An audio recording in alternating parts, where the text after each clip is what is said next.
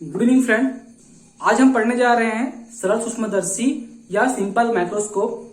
तो दोस्तों, simple microscope पढ़ने के पहले हमको लेंस के बारे में कुछ परिभाषा जानना बहुत जरूरी है। जैसे कि लेंस की क्षमता क्या होती है, दर्शक कोण विजुअल एंगल क्या होता है, आवर्धक क्षमता यानी कि मैग्निफिकेशन पावर क्या होता है, और स्पर्श दृष्टि की न्यूनतम दूरी यानी कि लीस्ट डिस्टेंस कितना होता है, ये हमें जानना बहुत जरूरी है दोस्तों। तो पहले हम देखते हैं एक के बाद एक कि सब चीजें होती क्या चीजें हैं। फर्स्ट हम देखते हैं लेंस की क्षमता। तो फ्रेंड, लेंस की क्षमता से तात्पर्य ये होता है, मतलब ये होता है, देखिए दो प्रकार की बेसिकली लेंस होती है हमारे पास, उत्तल लेंस और अवतल लेंस। तो उत्तल लेंस किरणों को एक पॉइंट पर केंद्रित करता है, कन्वर्ज करता है, जबकि अवतल लेंस किरणों को डाइवर्ज करता है यानी कि फैलाता है।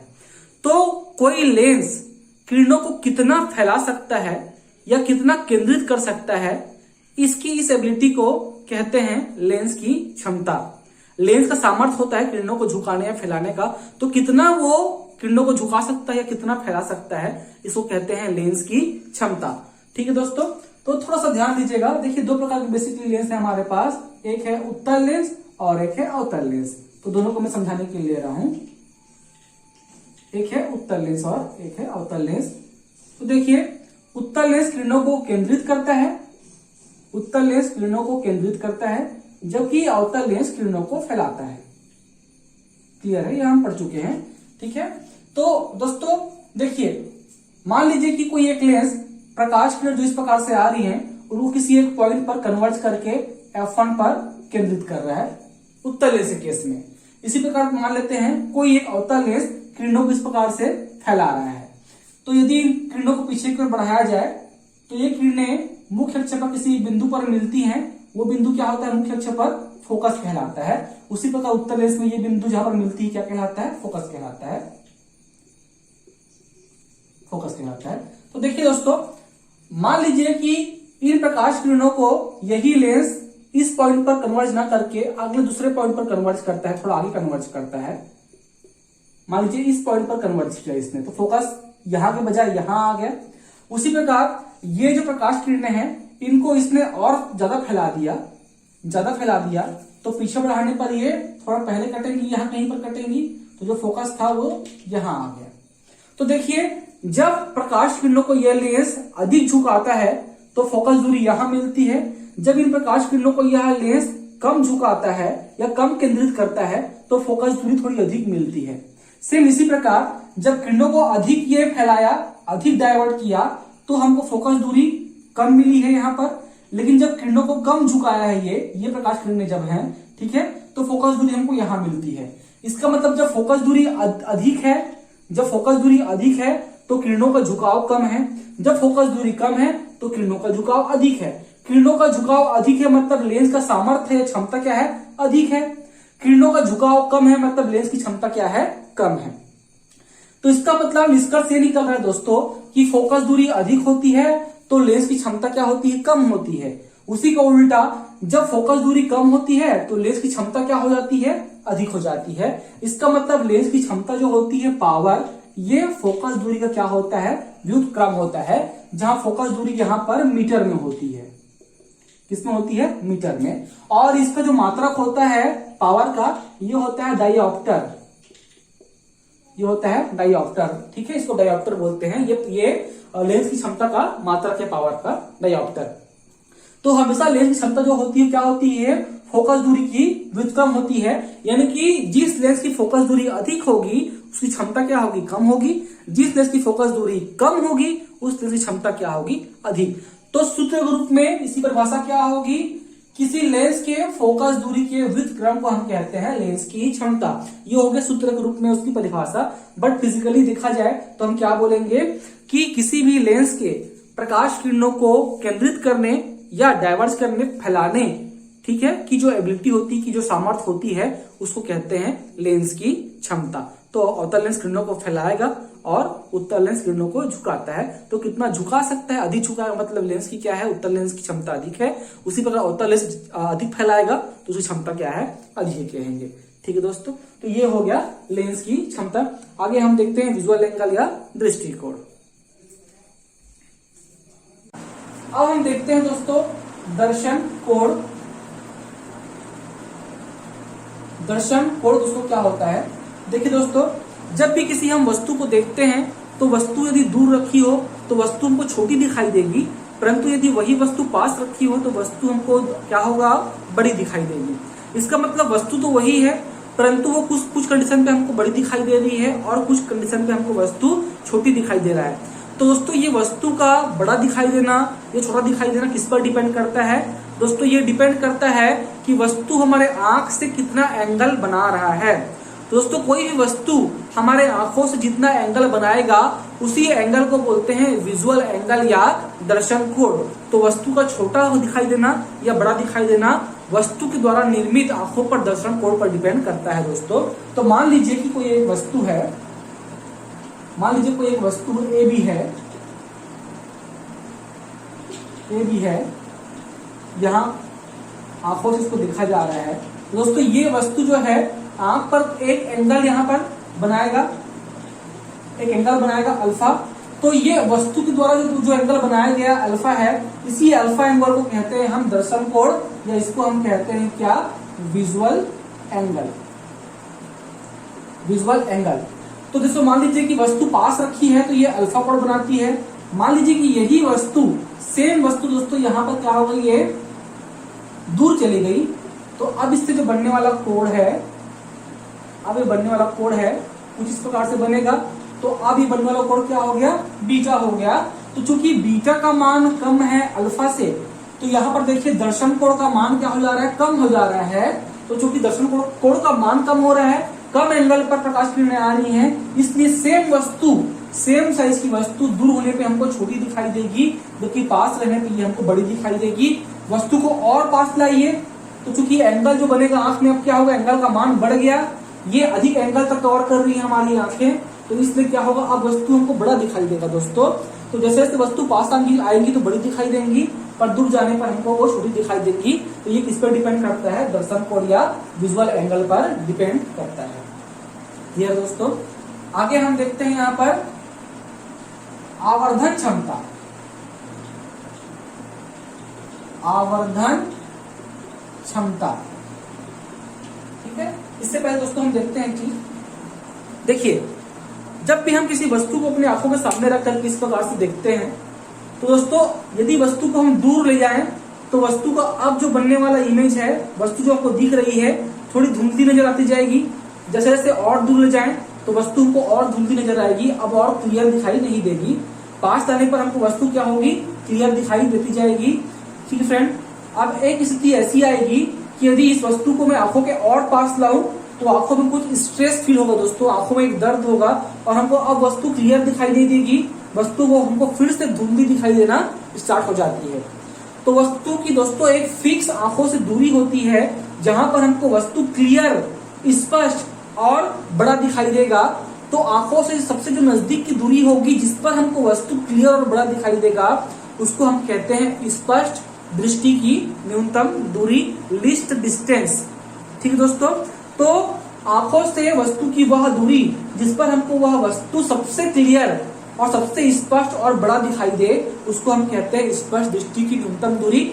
इसके आगे जाने पर भी वस्तु हमको क्लियर दिखाई नहीं देगा, इससे पास जाने पर भी बहुत क्लियर दिखाई नहीं देगा। तो ऐसी दूरी जहां पर हमको वस्तु स्पष्ट, क्लियर और सबसे बड़ा दिखाई दे, इसको हम कहते हैं स्पष्ट दृष्टि की न्यूनतम दूरी। तो दोस्तों आंखों के लिए ये दूरी होती है, ये लगभग 25 सेंटीमीटर के आसपास होती है दोस्तों, ये 25 सेंटीमीटर होती है, इसको कहते हैं स्पष्ट दृष्टि की न्यूनतम दूरी। क्लियर है फ्रेंड? आगे देखते हैं हम आवर्धन क्षमता क्या होती है। ठीक है दोस्तों, आवर्धन क्षमता का सूत्र ये कहता है कि प्रतिबिंब के द्वारा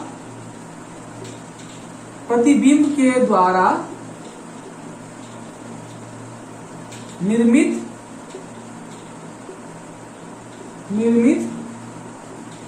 दर्शन कोण, मान लीजिए कि बीटा है, और जब वस्तु स्पष्ट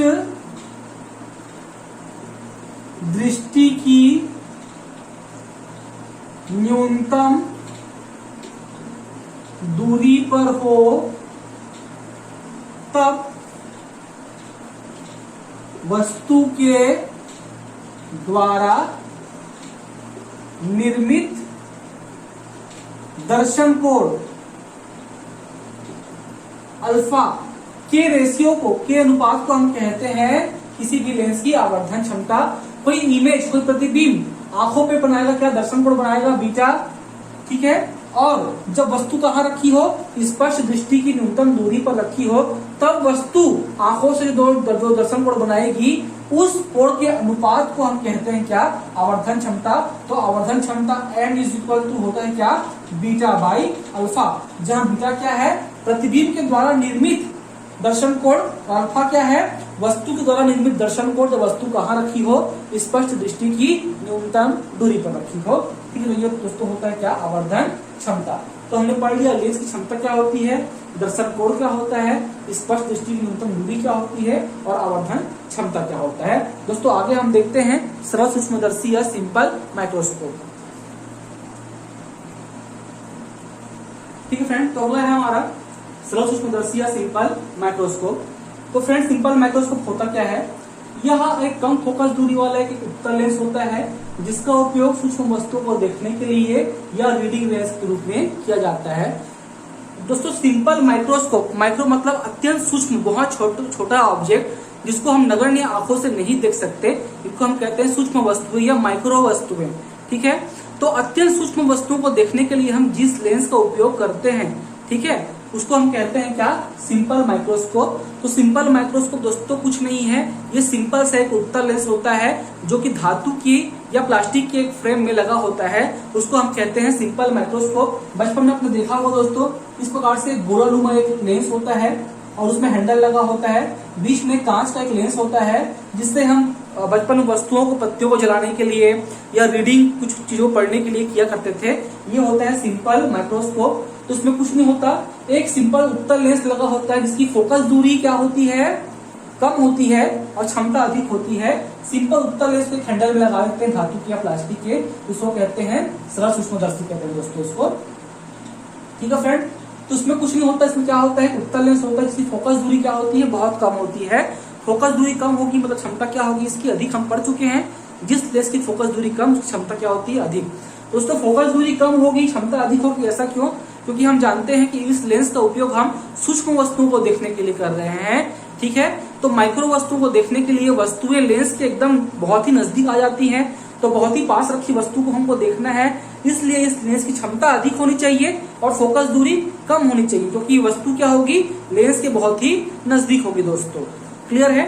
तो मान लीजिए कोई एक वस्तु उत्तल लेंस के बहुत नजदीक रखी है, तो किसी भी उत्तल लेंस से सबसे नजदीक का कंडीशन कौन सा होता है दोस्तों, तो कंडीशन तब होता है जब वस्तु कहाँ रखी हो, लेंस के फोकस और प्रकाश केंद्र के बीच में रखी हो, तो ये लेंस से वस्तु के सबसे नजदीक का कंडीशन होता है दोस्तों। तो मान लीजिए कि वस्तु किसी उत्तल लेंस के फोकस और कहाँ पर रखा है, प्रकाश केंद्र O के बीच में दोस्तों रखा हुआ है, क्लियर है। तो इससे चलने वाली हम दो प्रकाश किरणों को लेते हैं। यह हो गई पहली प्रकाश किरण जो कि मुख्य अक्ष के समांतर आती है तो फोकस से होकर जाती है, पहला नियम अप्लाई होता है। दूसरा है एक प्रकाश किरण प्रकाश केंद्र से सीधे बिना किसी विचलन के निकल जाती है, तो ये दोनों किरणें फैल करके चलती हैं, ना तो ये कहीं पर मिलती हैं ना समांतर होती हैं, बल्कि फैल करके चलती हैं। यदि इन किरणों को कोई एक व्यक्ति यहाँ से देख रहा हो तो ये किरणें उनको इस बिंदु से कहीं से जाती हुई प्रतीत होती है दोस्तों, यहाँ पर से। तो बनने वाला प्रतिबिंब लेंस के उसी ओर बनता है, ठीक है, वस्तु से बहुत बड़ा बनता है दोस्तों, और कैसा बनता है, आभासी बनता है, क्योंकि ये कहीं पर कट नहीं रही है, अर्थात इनको हम कहीं पर फोकस नहीं कर सकते, मतलब पर्दे पर प्राप्त नहीं कर सकते, तो ये आभासी प्रतिबिंब होगा। और कैसा होगा दोस्तों, ये सीधा होगा। तो फ्रेंड इस कंडीशन में वस्तु कहाँ रखी है, लेंस के फोकस और प्रकाश केंद्र के बीच में रखी होती है दोस्तों, क्लियर है। तो ये प्रकाश किरणें फैल करके चलती हैं, तो ये प्रकाश किरणें हमको लेंस में इस बिंदु से कहीं से आती हुई नजर आती हैं, तो हमको इस वस्तु का प्रतिबिंब हमको इस बिंदु पर से मुख्य अक्ष पर इस प्रकार से रखा हुआ नजर दोस्तों आएगा, क्लियर दोस्तों। तो अभी तक जितना भी हमने डिस्क्राइब किया यही है सरल सूक्ष्मदर्शी का सिद्धांत। तो दोस्तों सिद्धांत में हमको लिखना क्या होता है कि जब भी कोई वस्तु उत्तल लेंस के फोकस और प्रकाश केंद्र के बीच रखा होता है तो उसका प्रतिबिंब, काल्पनिक प्रतिबिंब वस्तु की ओर ही सीधा और आभासी और वस्तु से बड़ा प्राप्त होता है। यही सरल सूक्ष्मदर्शी का सिद्धांत है। क्लियर है फ्रेंड? तो मान लेते हैं कि ये जो प्रतिबिंब a डैश b डैश है, ये लेंस पर कितने का कोण बना रहा है? ये बीटा एंगल का कोण यहाँ पर निर्मित कर रहा है और इन प्रकाश किरणों को हम आंखों से देख रहे हैं। मतलब कि प्रतिबिंब के द्वारा निर्मित दर्शन कोण कितना हो गया? आंखों पर बनाया दर्शन कोण कितना हो गया? ये हो गया बीटा। दर्शन कोण का मान कितना हो गया? प्रतिबिंब द्वारा बनाया बीटा हो गया। क्लियर है दोस्तों? अब मान लेते हैं कि वही वस्तु बिना लेंस के हम देख रहे हैं। ध्यान दीजिएगा, मान लेते हैं हम इसी वस्तु ए बी को, ये ए बी यहाँ रखा गया और बिना लेंस के हम खुली आंखों से देख रहे हैं और इस वस्तु की दूरी इतनी है कि ये वस्तु स्पष्ट दृष्टि की न्यूनतम दूरी पर रखी है। ठीक है, स्पष्ट दृष्टि की न्यूनतम दूरी वह होती है जहां पर हम वस्तु को स्पष्ट, क्लियर और सबसे बड़ा इमेज और क्लियर इमेज प्राप्त करते हैं। उस दूरी को कहते हैं स्पष्ट दृष्टि की न्यूनतम दूरी। तो मान लीजिए कि वह सूक्ष्म वस्तु, वह नगण्य वस्तु जो है, माइक्रो वस्तु, ऑब्जेक्ट जो है, बिना लेंस के हम आंखों से देख रहे हैं। तो ये वस्तु कहाँ रखा है? ये वस्तु स्पष्ट दृष्टि की न्यूनतम दूरी पर रखा है। तो मान लेते हैं आंखों से इस वस्तु की दूरी कितनी है? d के बराबर है। जहां पर d क्या है? जहां पर d है स्पष्ट दृष्टि की न्यूनतम दूरी। क्लियर है? यहाँ d क्या है? स्पष्ट दृष्टि की न्यूनतम दूरी। तो मान लेते हैं कि ये जो वस्तु है ये आंखों से कितना कोण बना रहा है? ये आंखों से अल्फा एंगल निर्मित कर रहा है। ठीक है दोस्तों, तो यहाँ पर जो वस्तु है वो कितना कोण बना रहा है? अल्फा। प्रतिबिंब कितना कोण बना रहा है? बीटा। इसी प्रतिबिंब को हम आंखों से यहाँ से देखेंगे तो आंखों पर प्रतिबिंब के द्वारा निर्मित दर्शन कोण दोस्तों कितना हो गया? इसका मान हो गया बीटा। क्लियर है फ्रेंड? तो अब हम निकालेंगे सरल सूक्ष्मदर्शी में आवर्धन क्षमता। इसमें हम निकालेंगे आवर्धन क्षमता। तो फ्रेंड इससे जस्ट पहले हमने पढ़ा आवर्धन क्षमता क्या होता है? ये होता है प्रतिबिंब के द्वारा निर्मित दर्शन कोण बीटा, और जब वस्तु कहां पर रखी हो? वस्तु डी पर। डी मतलब क्या? स्पष्ट दृष्टि की न्यूनतम दूरी पर जब वस्तु रखी हो तब वस्तु के द्वारा डी पर, वस्तु के द्वारा निर्मित दर्शन कोण अल्फा। तो m is equal to beta अपान अल्फा के अनुपात को हम कहते हैं क्या? आवर्धन क्षमता सरल सूक्ष्मदर्शी की। क्लियर है फ्रेंड? इसको पूरा लिखिएगा। प्रतिबिंब के द्वारा निर्मित दर्शन कोण बीटा व स्पष्ट दृष्टि की न्यूनतम दूरी d पर वस्तु के द्वारा निर्मित दर्शन कोण अल्फा के अनुपात को हम कहते हैं आवर्धन क्षमता। तो m इज इक्वल टू होता है बीटा अपान अल्फा। दोस्तों जब एंगल बहुत छोटा होता है तो इस बीटा को ओनली बीटा ना लिखकर इसको हम लिखते हैं tan बीटा और अल्फा को हम लिखते हैं tan अल्फा। इस प्रकाशिकी में, क्लियर प्रकाशिकी में, ठीक है, हम बीटा को tan बीटा लिखेंगे और अल्फा को tan अल्फा लिखेंगे। कोण बहुत छोटे होने पर दोस्तों, ठीक है, जब भी हम प्रकाशिकी की बात करें, ठीक है, तो प्रकाश सेक्टर में हमेशा कोण छोटा होने पर हम एंगल को ओनली एंगल ना लिखकर tan बीटा या tan अल्फा के रूप में हम लिखते हैं। तो m इज इक्वल टू यहाँ पर हो गया tan बीटा अपान tan अल्फा। इसको ज्यादा कुछ ध्यान मत दीजिएगा, tan बीटा को बस हमने इससे लिख लिया क्योंकि हम ये मान के चल रहे हैं कि एंगल का मान बहुत कम है। तो बीटा को ओनली बीटा ना लिखकर tan बीटा हम इसको ऐसे लिखते हैं दोस्तों। ठीक है, तो ये हो गया tan बीटा अपान tan अल्फा। क्लियर दोस्तों? तो इसको मैं फिर से लिख रहा हूं, m इज इक्वल टू हमको मिला है tan beta divide by tan alpha. ठीक है, क्लियर दोस्तों? तो अब हम यहाँ पर tan बीटा का और tan अल्फा का मान निकालेंगे। तो tan बीटा का मान दोस्तों निकालते हैं हम। देखिए यहाँ पर त्रिभुज a dash b dash o, यहाँ से यहाँ तक पूरा एक ट्रायंगल बन रहा है। इसमें हम tan बीटा का मान निकालेंगे। तो tan beta is equal to कितना होता है? लंब बटा आधार। तो लंब कितना है दोस्तों? a dash b dash. लंब का मान है a डैश b डैश। आधार कितना है दोस्तों?